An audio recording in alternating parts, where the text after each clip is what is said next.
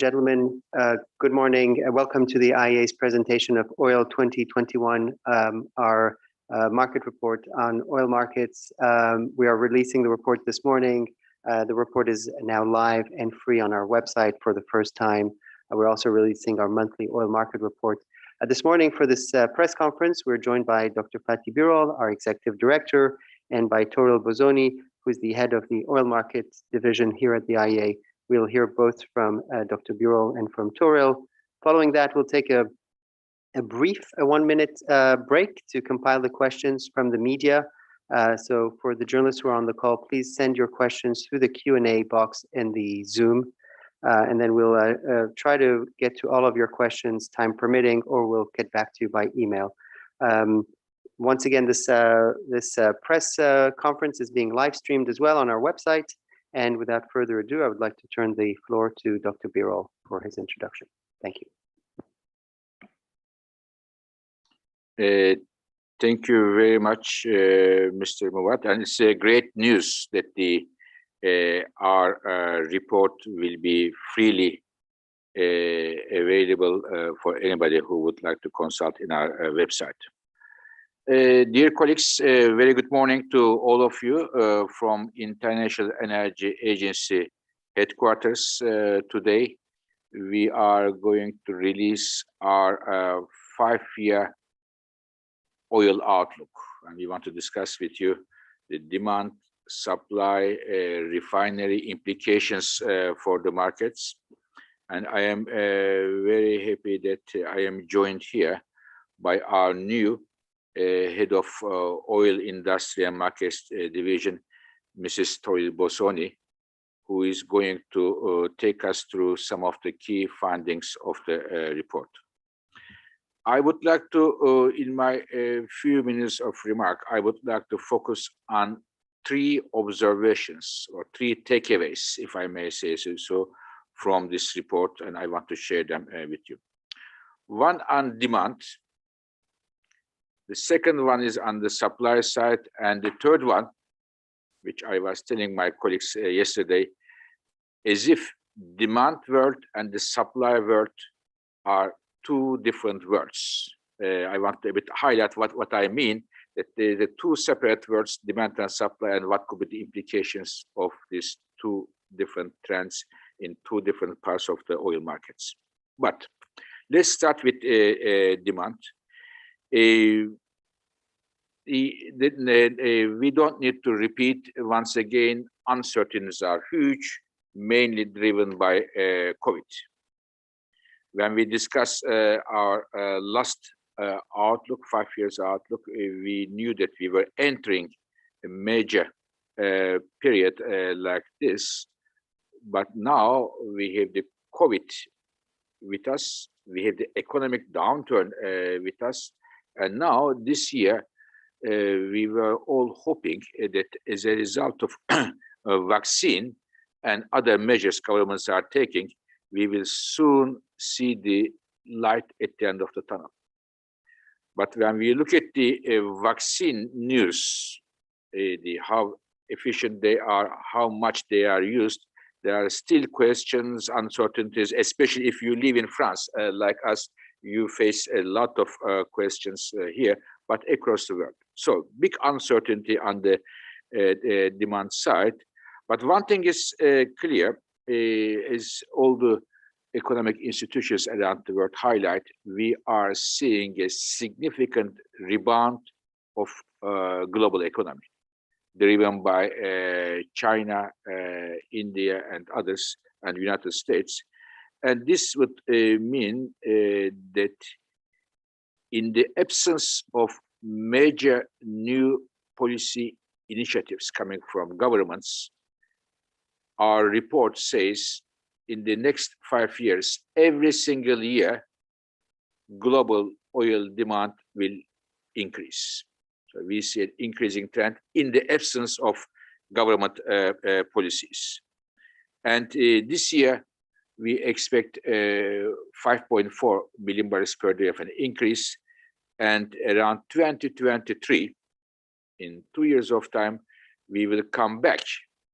The world will come back to COVID levels and reach those levels in 2 years of time, once again, based on the current economic assumptions.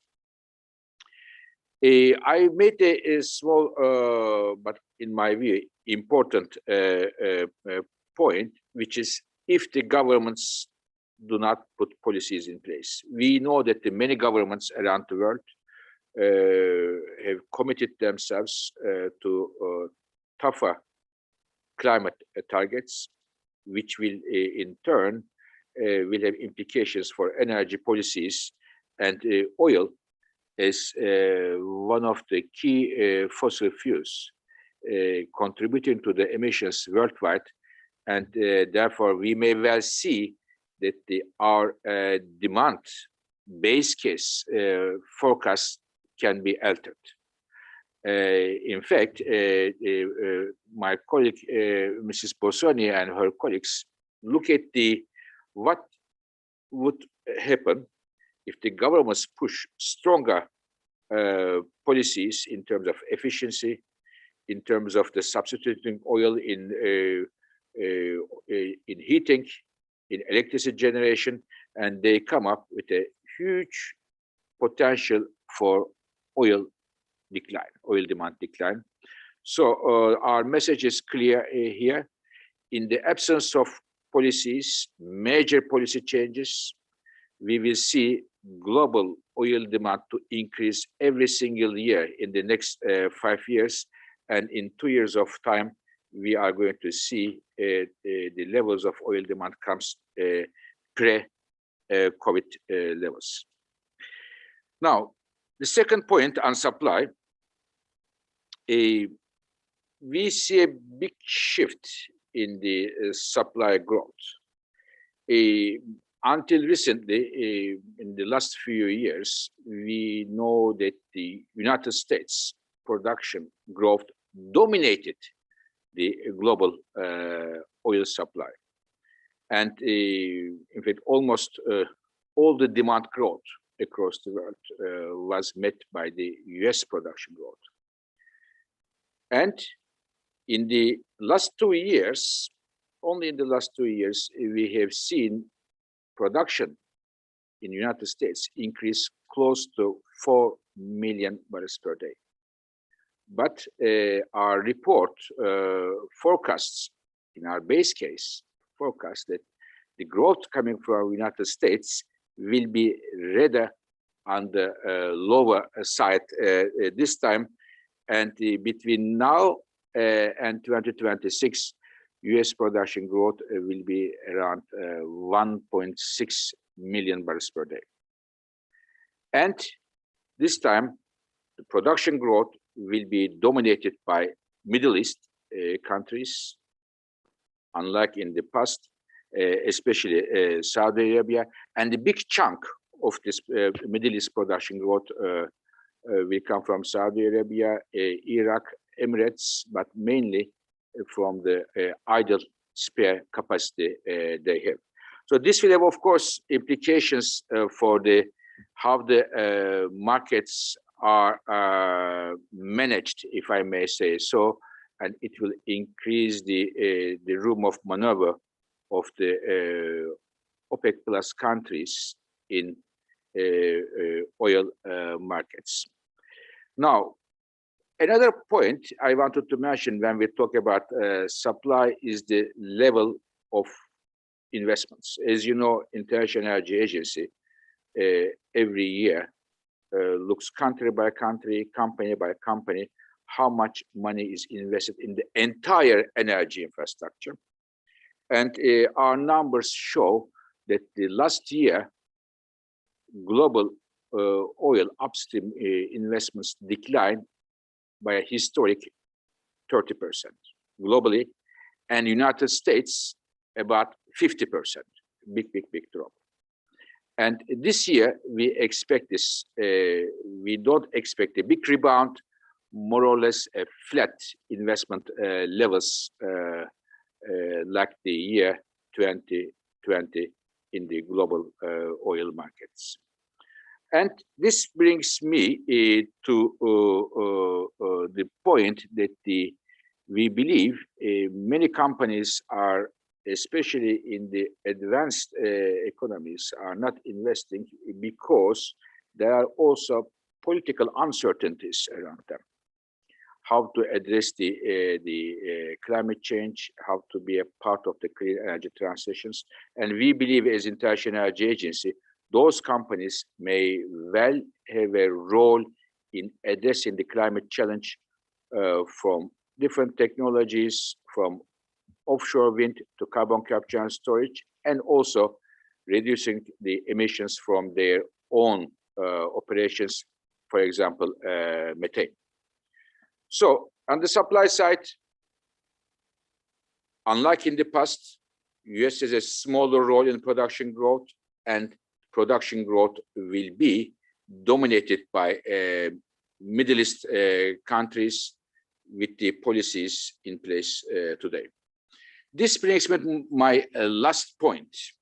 So I mentioned the demand is increasing continuously with the policies in place, and on the other side, the investments on the supply side are rather on the low side. They are more or less in line with our, some of you may know, our climate conscience scenario, sustainable development scenario.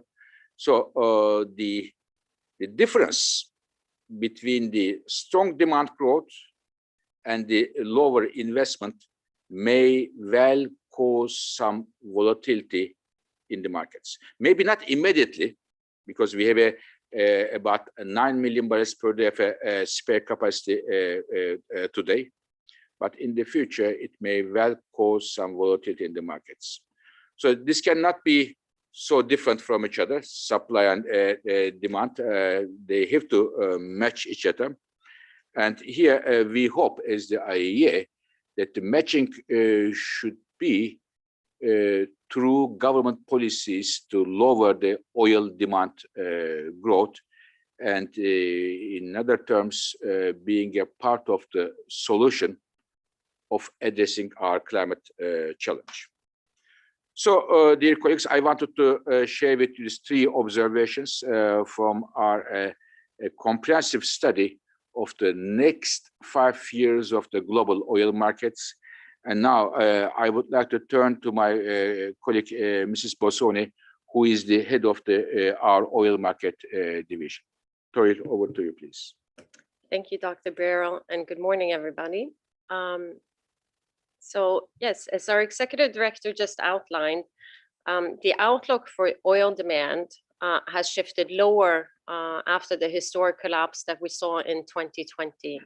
But in the absence of stronger policies to tackle towards reducing the oil demand growth, we're seeing oil demand growing every year to 2026. In 2020, oil demand declined by almost 9 million barrels a day. In 2021, we're expecting strong recovery as the economic rebounds, as vaccine programs gather pace. And we think we recover about 60% of the volume lost in 2021. By 2023, we've returned to pre-COVID levels, and oil demand will continue to grow every year after that.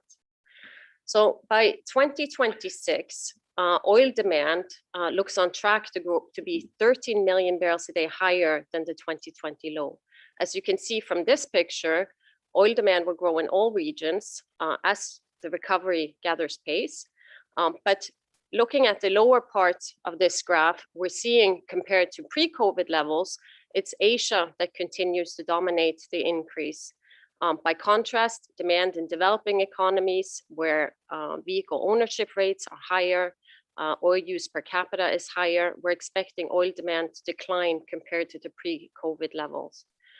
Looking in terms of products, it's very much the same pictures.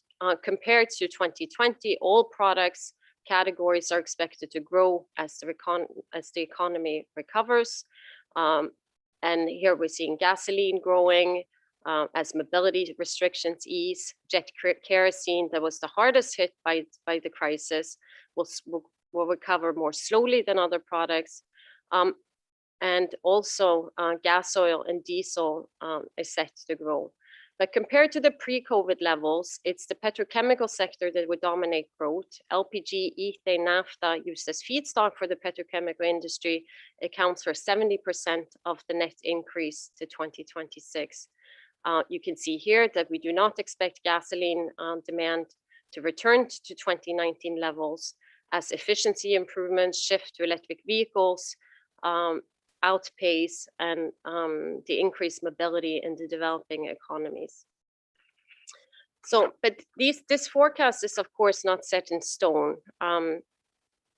As you can see here, instead of oil demand growing to 104 million barrels a day by 2026 in our base case, if there were stronger policy actions taken now, we could indeed see oil demand decline compared to the 2019 levels. These policies, one example of these policy changes can be increased efficiency improvement in the vehicle fleets. If we're seeing if efforts are made to accelerate these, even by 1 year, we could reduce oil demand in 2026 by about 1 million barrels a day compared to our base case. Of course, we're already including efficiency improvements and behavioral changes in our base case, but this will be in addition to those that we have assumed. Behavioral changes can have a big impact. Here we looked at what it would take if teleworking was more widely adopted and business travel is reduced further than what we have assumed. In our base case, we're assuming that teleworking in the developed world will continue through the 2026, as will a reduction in business travel. But if we see that those people that can telework in the developed world work from home 2 or 3 days instead of 1 day, some developed emerging economies also adopt teleworking practices, we could reduce oil demand by about 2 million barrels a day. In our base case, electric vehicle stock reaches 60 million cars by 2026. If this was doubled over this time period, we could reduce the oil demand by about 500,000 barrels a day. So, but it would take more than that to see oil demand decline from 2019 to 2026, and so other policies would be required. What we looked at here is if there were stronger efforts to phase out oil use in power generation, heating oil for domestic, increased recycling rates, and use of single-use plastics, and subsidy removals in some economies that still have these. And if all of these were adopted without delay, we could indeed see oil demand in 2026 lower than the 2019 levels as we reduce oil demand by about 5.6 million barrels a day compared to the base case.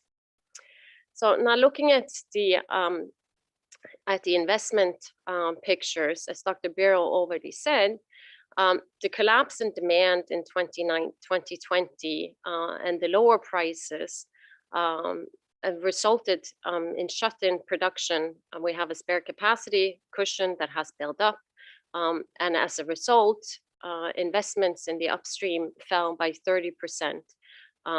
About 1/3 less was spent in 2020 than companies had set out to in their original plans for 2020.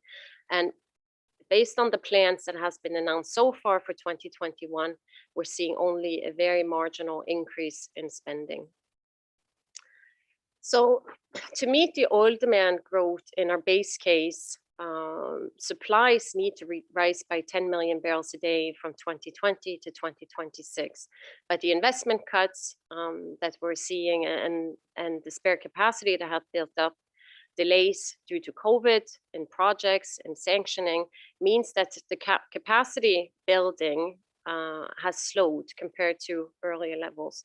We're only seeing about 5 million barrels a day of production capacity added over the next 5 years, which is, of course, is only half compared to the required increase in supply to meet demand in our base case. But as I mentioned, the spare capacity cushion that built up is currently about 9 million barrels a day. Will go a long way to meet the demand growth in our base case over the period. It's mostly Middle East, as we heard earlier, that will increase production to meet this demand growth. In terms of the countries, here you can see very clearly that the cut in reduction in production in 2020 by OPEC Plus, the US and other countries, and where we're starting from in 2020. So from 2020 to 2026, we are seeing US still the biggest source of growth by any one countries. But this pales in comparison to the growth rates that we've seen over the past years. From 2013 to 2019, the US production increased about 7 million barrels a day. So this is indeed a sharp slowdown from what we've seen in previous years. So Saudi Arabia, the UAE, Iraq, other key Middle East producers, we expect them to increase production over the period, drawing down from their spare capacity. And some of these countries will produce in our base case forecast at record levels by mid-century. Growth will also come from Brazil, Canada, Russia, Guyana. Canada and Russia, which of course also saw big production declines in 2020 due to the lower prices and the OPEC Plus agreement. But growth is continuing in Brazil and Guyana, where offshore fields are being developed in short phase. So where does it leave us? Here, we're looking at the spare capacity pictures in 2020. We're sitting on massive spare capacity. As demand recovers, the spare capacity cushion will decline over the forecast period, but by 2026, we're still seeing about 2.5 million barrels a day of spare capacity in the OPEC Plus countries. This is effective spare capacity. If sanctions were removed from Iran, another 1.7 million barrels a day could be added. So with that, now, before I end my presentation today, I'll have a few words on refining, because we're looking at on the upstream, we're seeing the spare capacity dwindle, being drawn down over the period. The refining industry is looking at the opposite problem. They have a lot of spare capacity over the next five years. The collapse in demand in 2020 comes at the same time as capacity building in refining continue apace. The projects that are due to come online by 2026 at 8.5 million barrels a day. And that's obviously much more that will be required to meet the demand growth. We already saw in 2020 3.5 million barrels a day of capacity being announced to shut to deal with the overhang in the refining. But to come back to utilization rates of around 80%, which is considered the requirement to keep margins at a healthy level, we reckon that a total of 6 million barrels a day of refinery capacity will have to shut. So this to us marks a third round of refinery closures we've seen in the past. In the 80s, 12 million barrels a day of capacity was shut, and then 7 million barrels a day of capacity was shut during the financial crisis of 2007, 2008. And now again, we're expecting to see increased pressures on refinery industries in the years to come. So with that, I want to end my presentation today. I invite all of you to consult the report that is available online. It's a lot of interesting findings on trade and product markets. So with that, I give the word back to Jad. Thank you.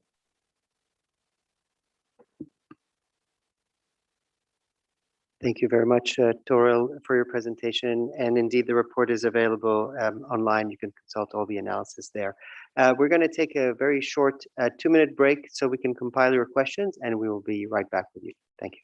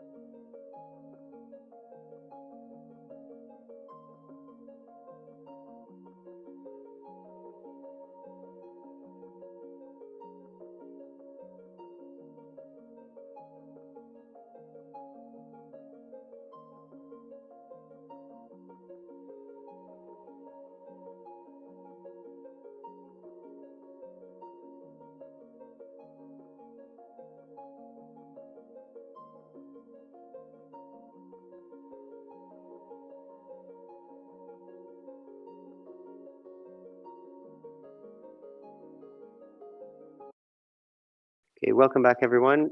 So we have a very large number of questions. We're going to put them together and go through probably 2 rounds of 3 questions. For those questions we are not addressing because of time, we will definitely get back to you by email. So the first question from David Hodari from the Wall Street Journal: is this the first time that the IEA is saying global gasoline demand has peaked? Has the pandemic had any impact on this, or was this trending anyway? And I'll combine a couple of questions from Grant Smith from Bloomberg.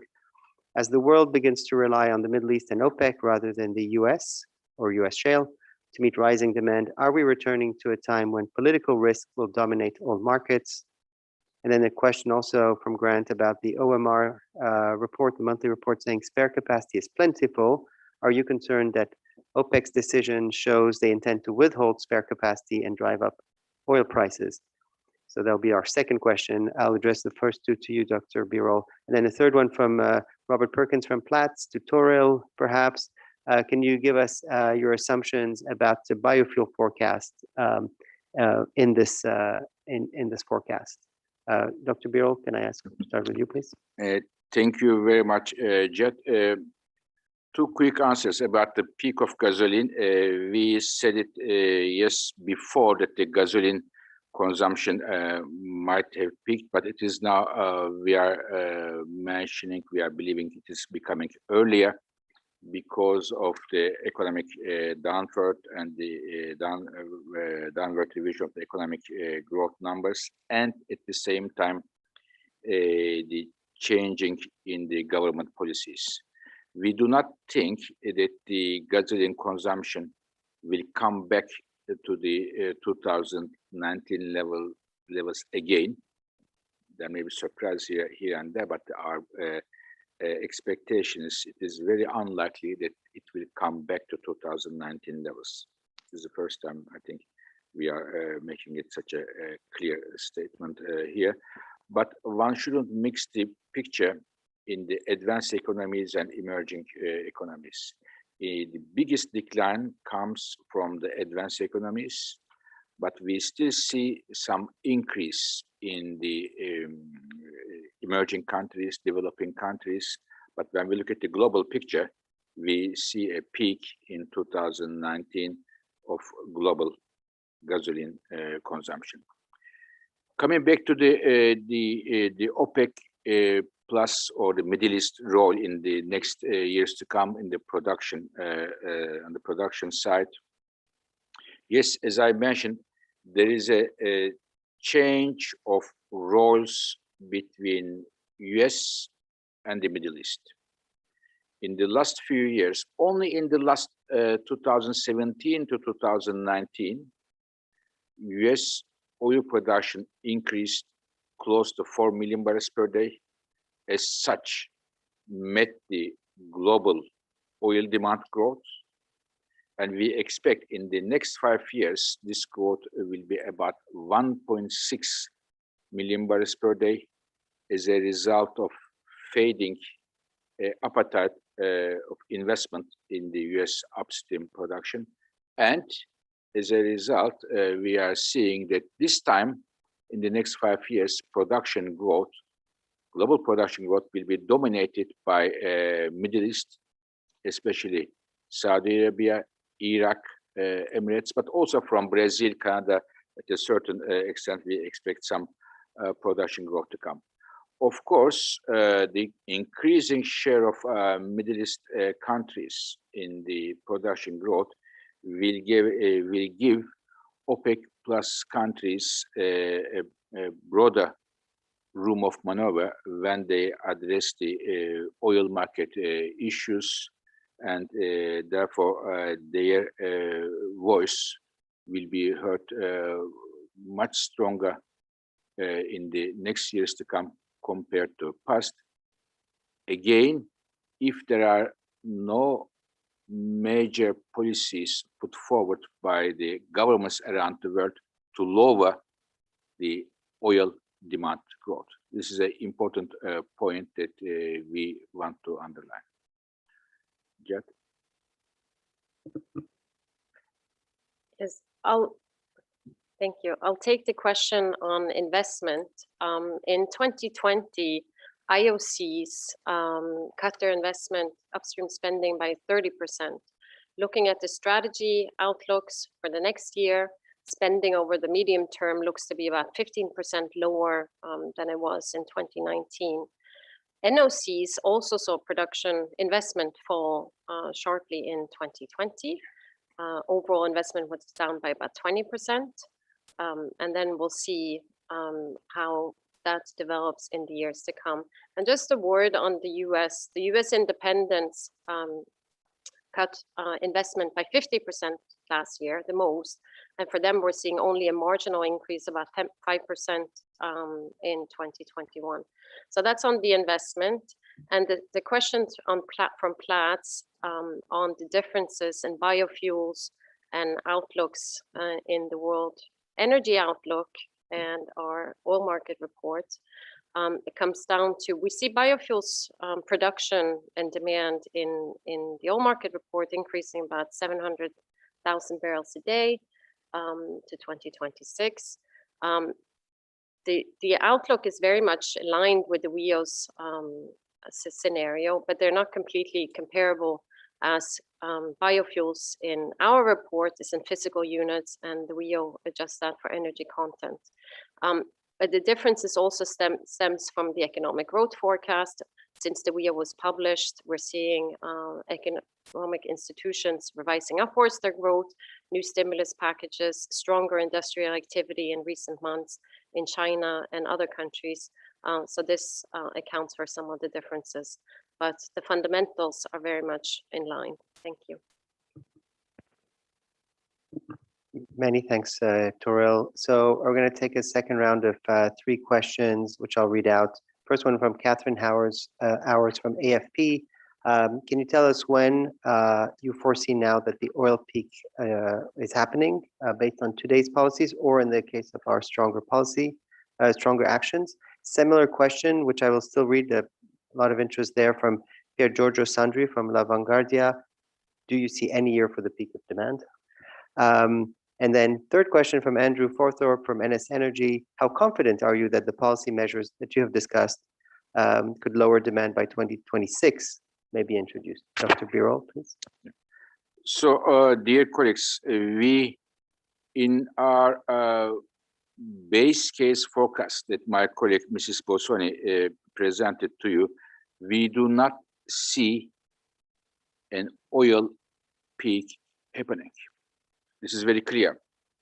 As long as governments do not put bold policy measures to curb oil demand use, we do not see a peak of global oil demand.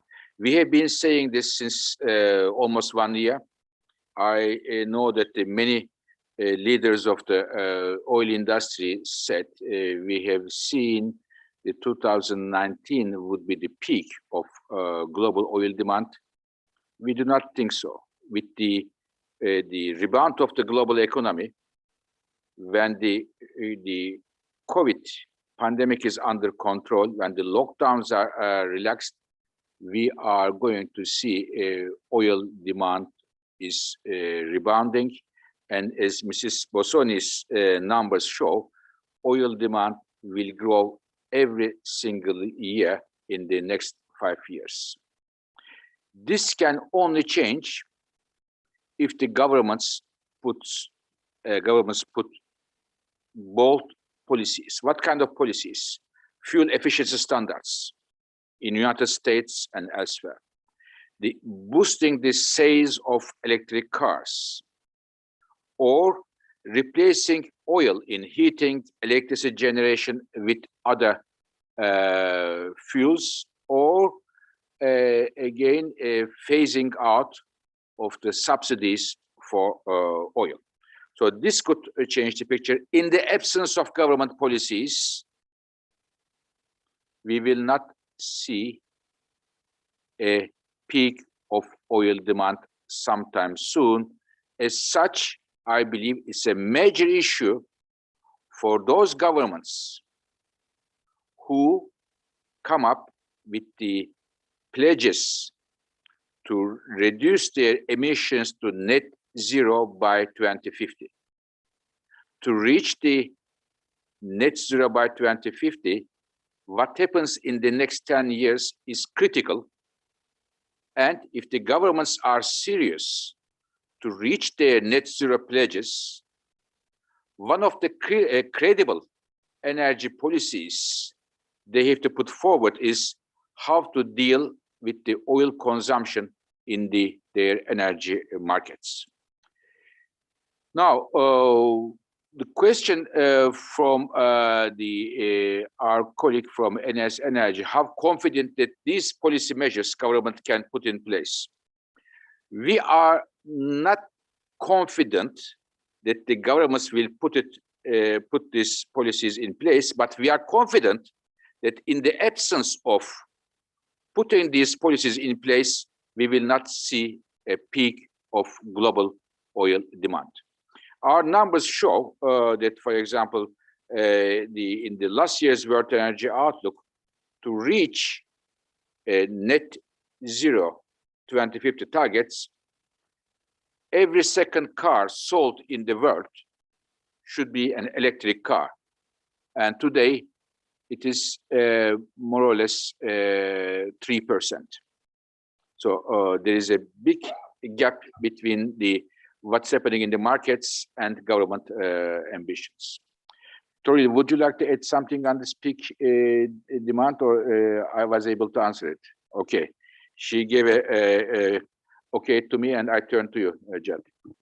Thank you very much, Dr. Birol. So this concludes our presentation for today. If you have more questions, please do email them to press@iea.org. We invite you to our next event, which will be on the 29th of March, with a press conference from our executive director to outline the upcoming summit that we are holding on the 31st of March, the end of this month, the IEA COP26 Net Zero Summit. So with that, we'd like to conclude this press conference. I would also like to extend my congratulations to Toril for taking over the oil market division. Thank you very much, and see you soon.